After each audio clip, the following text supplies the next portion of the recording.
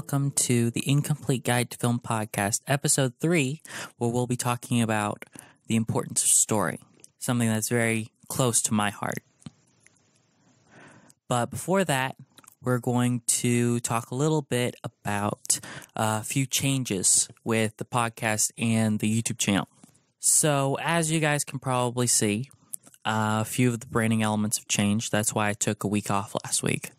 I've gone through a couple courses about how to do podcasts, and I've determined that my old format was a little too long-winded. I want to make this a little easier to digest. So these Wednesday episodes will be more along the lines of the passion of filmmaking. Because independent filmmaking, there's two different sides to it. There's doing what you're passionate about. It's filmmaking as an artist. And then there's also the business side of it, how you pay for it, how you live on it. So we'll be talking about that Mondays. So the schedule that we're going to have for the time being and the foreseeable future will be Mondays will be a new episode on the business of filmmaking, where I give tips on how to fund filmmaking and how to be an entrepreneur from what I'm learning from Pat Flynn and some others. Then Wednesdays will be another new podcast episode on the passion of filmmaking. It'll be about storytelling and how to write a good screenplay and all the things that go into filmmaking. It's going to be more film-oriented, where the Monday episodes are going to be more business-oriented.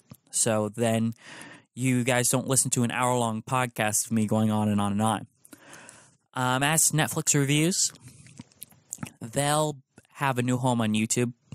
There'll be live-action videos of me just getting in front of the camera and talking about stuff that I've seen on Netflix. That stuff is still happening, but I'm not sure if we're going to do weekly episodes anymore. You know, it just depends on what I find and what I think about it, and if I have anything interesting to say about it. And then also, I'm going to start putting out some little, comedy skits and, little projects that I'm working on as we speak, so that there's something other than the podcast out there. And I can kind of stretch my creative muscles and make something. So now, on to the importance of story. As this episode is entitled, Story is King. Everything that happens in your screenplay, in your television show, in your online series, or whatever you are writing or filming, or however you're connected with it, everything should serve the story and the characters in it.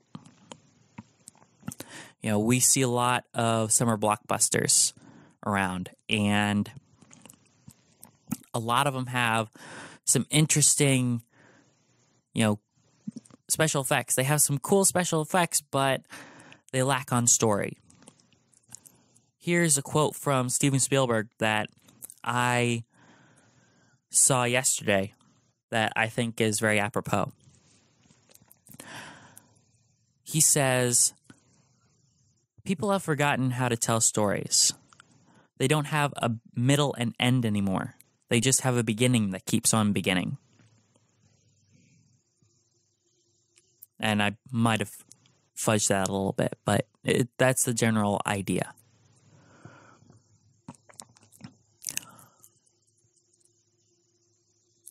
And if you look at Steven Spielberg's films, there is a beginning, a middle, and an end. Each story is self-contained.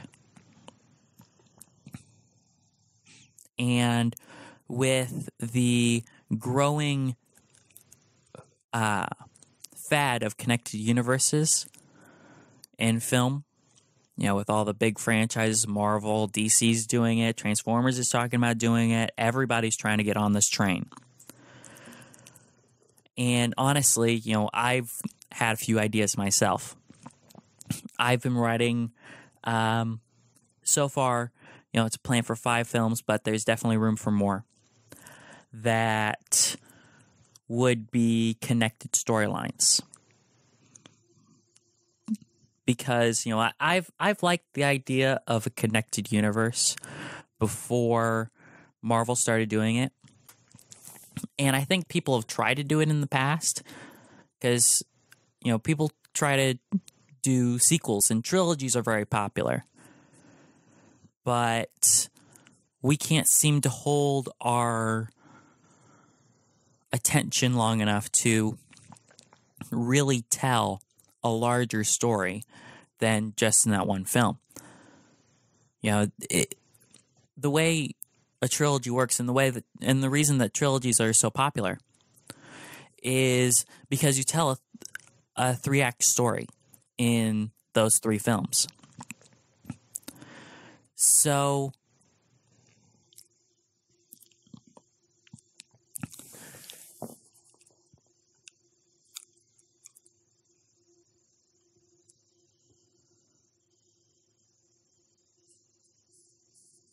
what we need to concentrate on when we're writing these big long storylines, because it's fine to have those.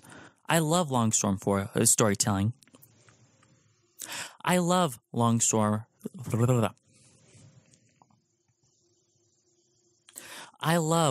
form storytelling. It's very interesting to see characters develop over the course of a TV show. I think that one of the best TV shows out there as far as character development that's currently on television, because things like Breaking Bad don't count because they're not on television anymore. But I think one of the best running television shows that I've seen with character development, where you see characters develop over a long period of time, is The Big Bang Theory. I know this is a very popular show, and probably some of you, watch it. So, a few of you probably will agree with me that Howard especially has changed a lot over the course of the show. He was kind of the pervy nerd stereotype before, but now he's matured, and it's very interesting to go back to season 1, 2, 3 and watch and go, wow, he is really different now.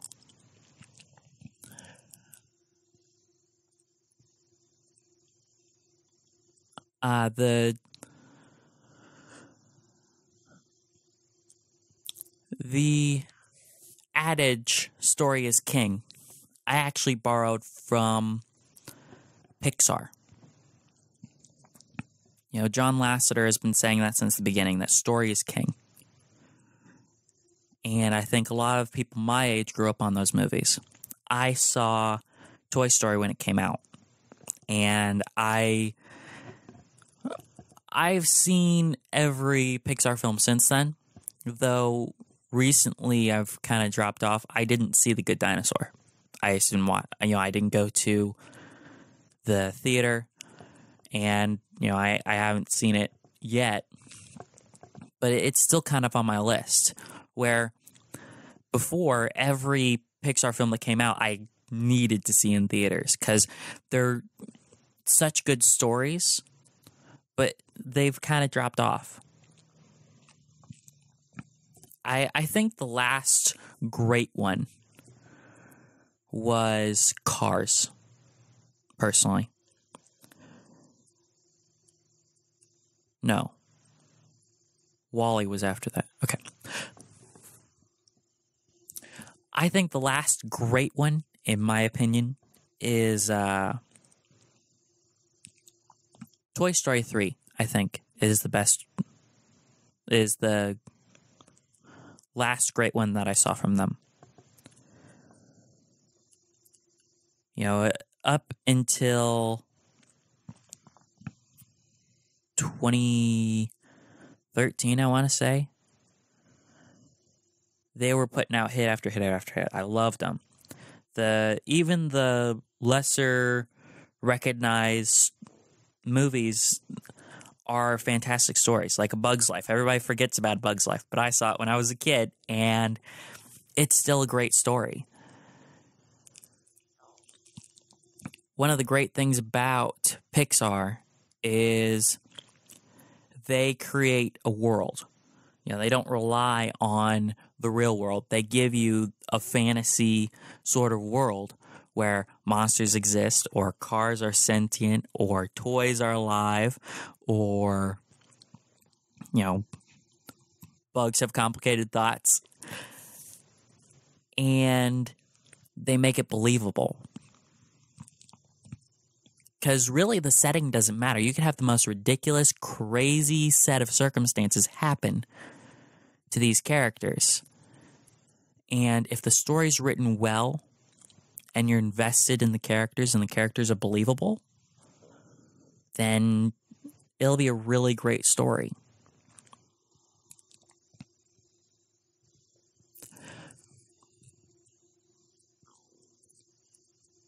But everything should start with the story. When they start with the concept of a film, where do we start? Do we start with principal photography? Do we start with the ad campaign? Do we start with the casting even? No. We start with screenwriting. We start with writing the script.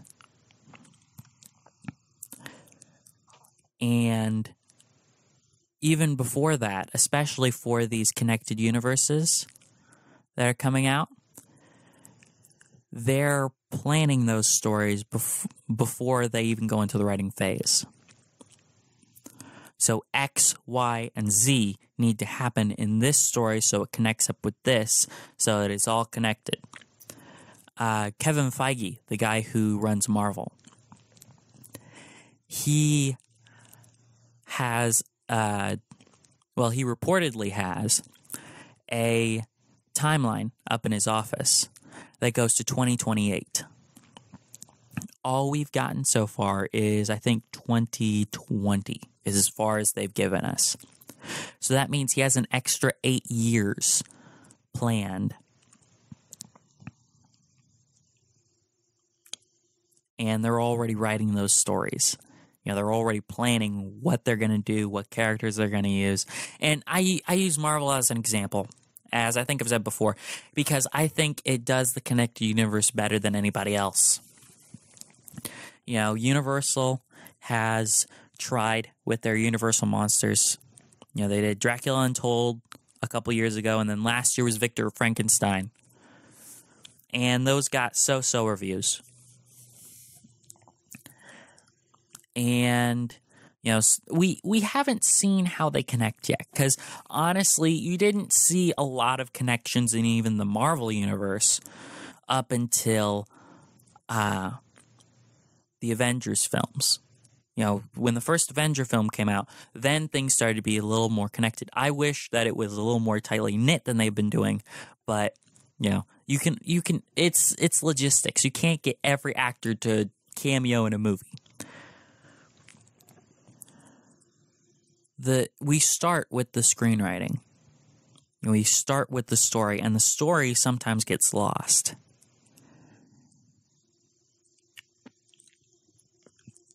Even in some well-respected directors' films, the story can feel a little lost sometimes.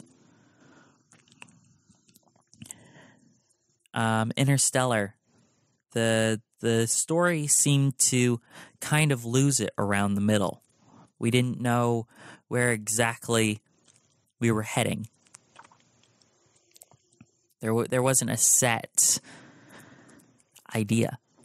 We're just going from planet to planet to try to find things. And, it was very interesting visually.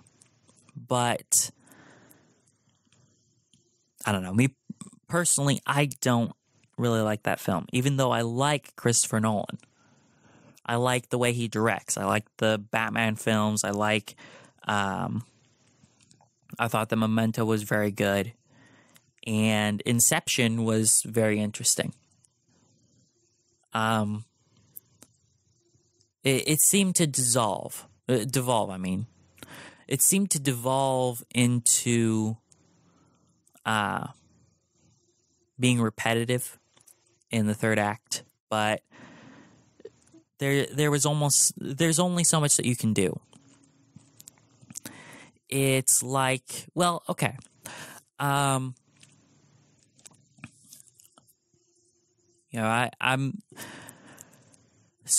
was at church because, I'm a Christian. So I was at church earlier this week, and during the worship portion of the service, they played a very famous song. If you're a Christian, you probably know the song. It's called "How He Loves," right? And it's the new, Amazing Grace. Everybody knows this song because it was really popular when it came out, and now everybody just knows it. So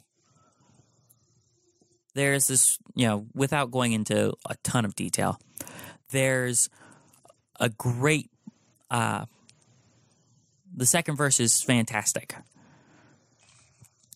And up until that part, it's very muted. It's very low. It's the music is subtle, and it's really just the piano and the lead vocal. And as the song goes on, it builds and it gets stronger until you hit the crescendo at the second verse.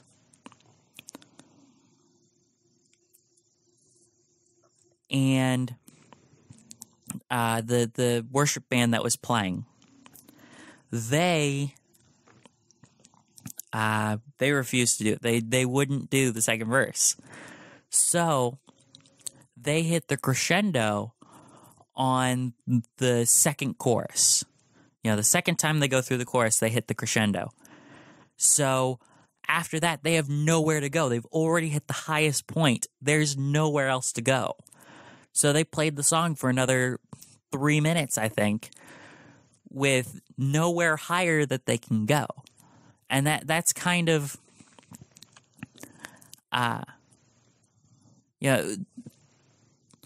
songwriting is a lot of composing. Composing is a lot like storytelling. Just with the music, you can tell a story. There's a beginning where things are one way, because people do it different ways. But then there's the middle part where you are building to the crescendo at the end, and then you come back down and end it. And that's about the same as how you write a screenplay. You introduce the characters in the first act, and you see how they interact with their world and with the other characters in the story. Then the second act, things get a little more complex, a little more complicated, a little more unique and interesting. And then all this 2/3 of the film have been building to the third act. And the third act is where everything happens. Whether you're in an action movie and that's when the big fight scene happens, or you're in a romantic comedy and that's when she's either going to leave on that plane or she's going to stay. Or you're in a horror movie and that's when all of the other teenagers are dead and the last girl is alive and running away from this crazy guy. And we don't know what's going to happen. Spoilers, she's going to live. Anyway.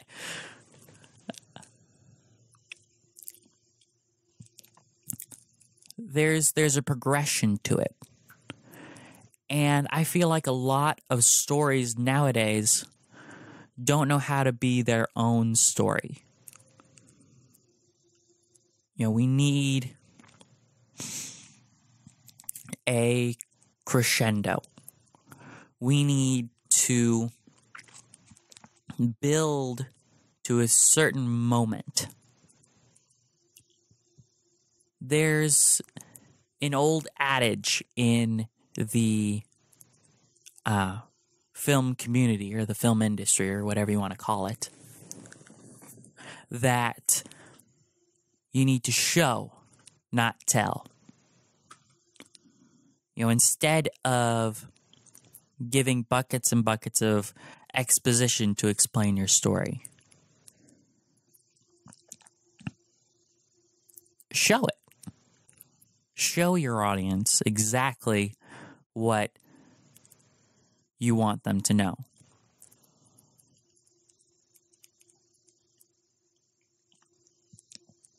And there are several ways to do this. You can do this by, just dialogue, just actors performing well, where you can kind of get a taste for the character's emotion through it. Another interesting way is lighting. Lighting can be very useful. People who aren't a fan of Marvel, just bear with me because I am. But one of the best examples of this that I can remember, and it's just because it was recent, was Jessica Jones. That's on Netflix, the Marvel series. There's a guy, the villain is known as the Purple Man. And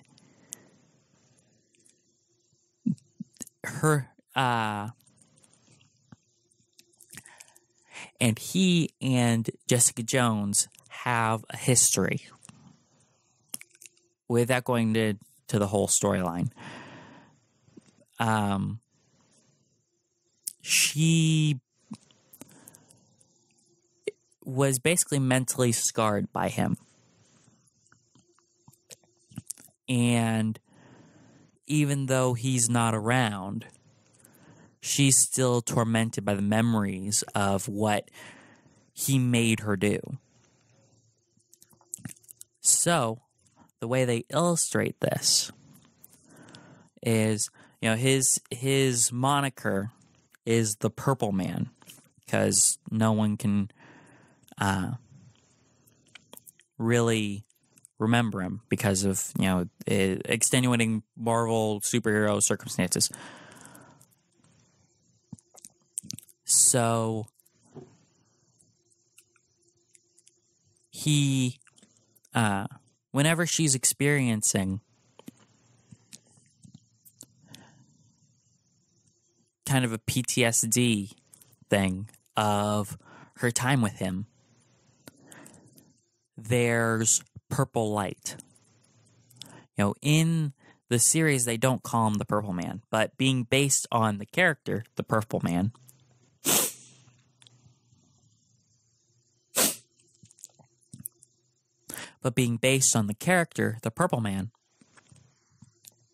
he's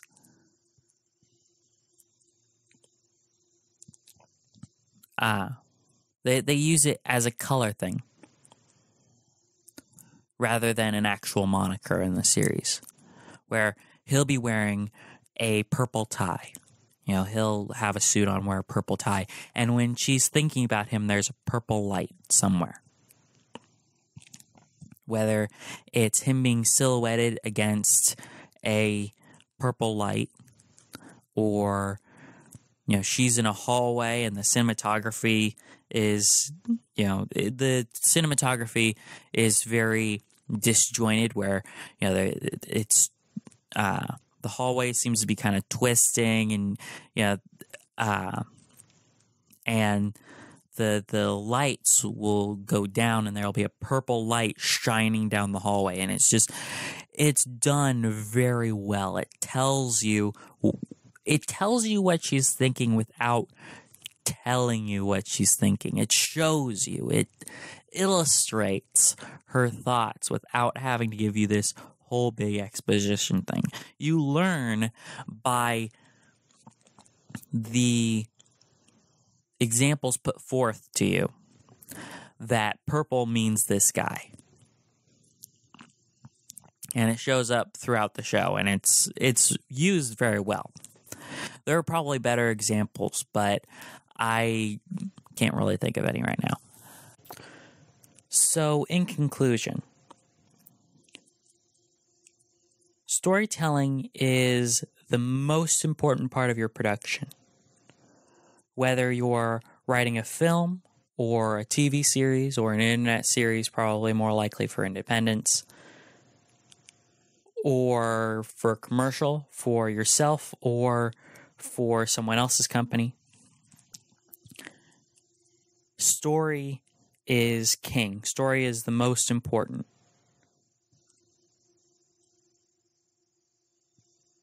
And you don't always have to tell your audience exactly what you mean. Your audience, they aren't a bunch of idiots. If you tell them in the right way, if you show them what you mean, it'll come across. So on that note,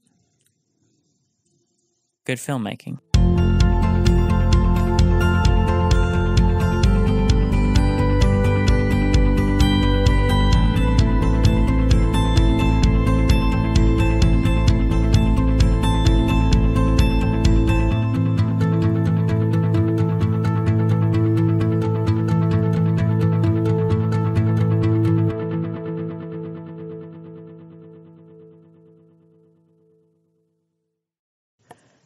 Hey guys, thanks for listening.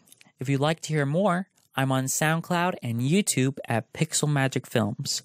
And if you have any questions or comments for me, you can tweet them to @PixelMagicFilm. All right, thanks and have a great day.